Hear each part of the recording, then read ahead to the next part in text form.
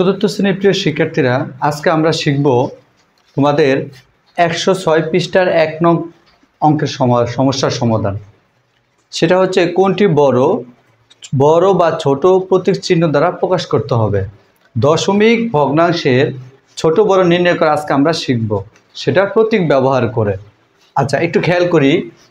এখানে 1 নম্বরের যে অঙ্কটা ছিল 2.4 খালিঘর 1.8, এখানে কোনটা বড়? 2.4 বড় নাকি 1.8 বড়? আমি তোমাদেরকে একটা কথা বলে দিতে চাই, সেটা হলো আমার এই যে অঙ্কের নিয়মটা আমি এখানে লিখেছি, এটা কিন্তু বইয়ের নিয়মে শিখি। বইতে আমাদের এইভাবে অঙ্কটা করা আছে, এজন্য আমি বইয়ের নিয়মে তোমাদেরকে অঙ্কটা শেখাচ্ছি। খেয়াল করো, 2.4। আচ্ছা, 24টি 0.1 নিয়ে 2.4 সংখ্যাটি গঠিত।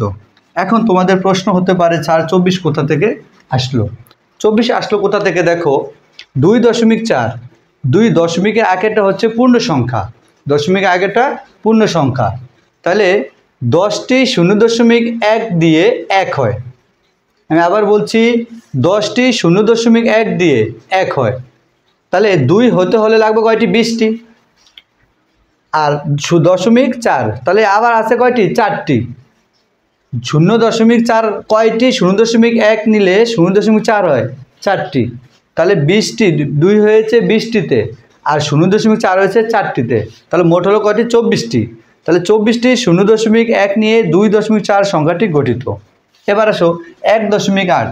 1 হয় কতটা 0.1-এ? 10টি 0.1 দিয়ে 1 হয়, তাহলে 1 হলো 10টিতে। আবার 0.8 আছে, 0.8, তার মানে এখানে কিছু নেই, 0। তাহলে এই 0.8 হয় কয়টি? 0.1 দিয়ে 0.8 হয় 8টি। তাহলে 1 পেলাম 10টিতে, আর 0.8 পেলাম 8টিতে, তাহলে মোট হলো কতটি? 18টি। তাহলে 18টি 0.1 নিয়ে 1.8 সংখ্যাটি গঠিত। এবার দেখো, এখানে 24 বড় আর 18 ছোট। 24-এর দিকে মুখ করা আছে, মানে ফেরানো আছে, মানে 24 বড়, এটা হচ্ছে প্রতীক চিহ্ন, 18 ছোট। তাহলে সুতরাং 2.4 হচ্ছে বড় আর 1.8 হচ্ছে ছোট। এটা হচ্ছে সম্পূর্ণ বইয়ের নিয়মে। এখন আমি যদি 2 নম্বর অঙ্কটা তোমাদেরকে করে দেখাতে চাই, সেটা হলো এটা, আমি মুছে দিলাম। দেখো,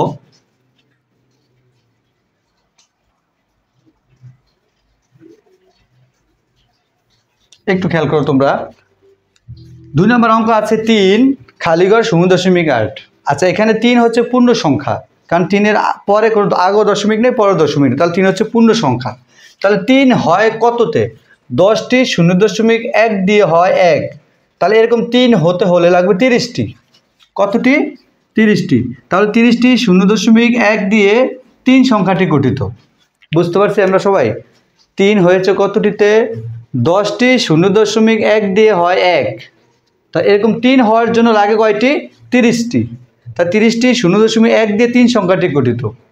এবার আসো 0.8, কতটি 0.1 দিয়ে? এরকম কতটি 0.1 দিয়ে 0.8 হবে?